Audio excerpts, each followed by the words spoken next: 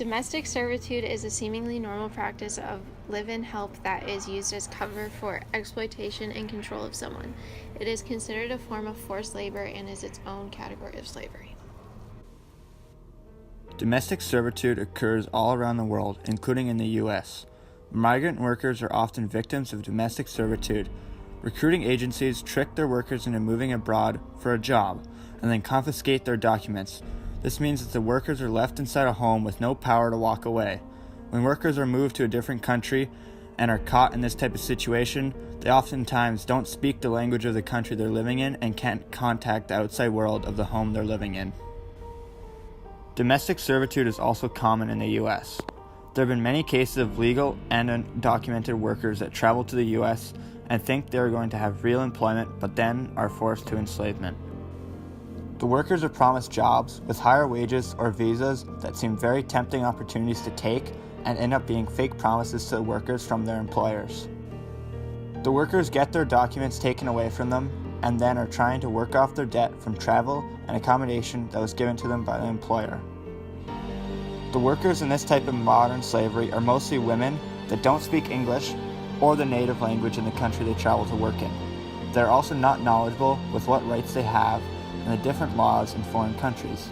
It's very hard to see or be able to identify these situations because it is inside a private home.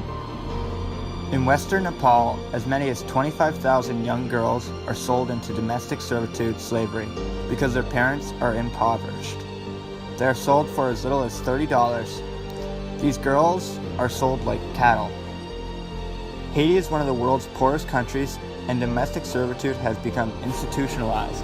Almost 250,000 children, especially young girls, are victims of domestic servitude in Haiti.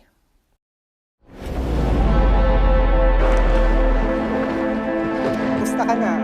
Ito nga pala si Randy, no?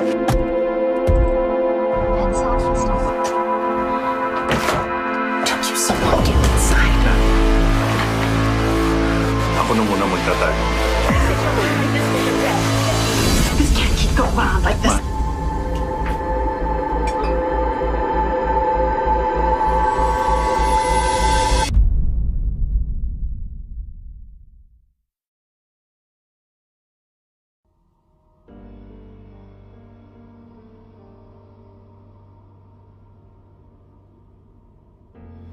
As a normal person in society, an easy way to start the fight against domestic servitude is to learn through Google with reputable sites.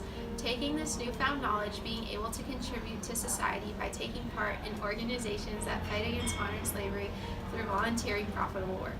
With all of your knowledge and skills through your previous work, and to participate widely in your city and town to raise funds so that you can help the most vulnerable places across the globe, so that organizations in, say, like Haiti will be able to use the money for their fight to help. This solution also allows you to not have to travel globally, but to still make an impact throughout the world. Making more laws in countries that experience domestic servitude will help, and the problem, because with funding we'll be able to teach people in power of the law and easily recognize unjust situations.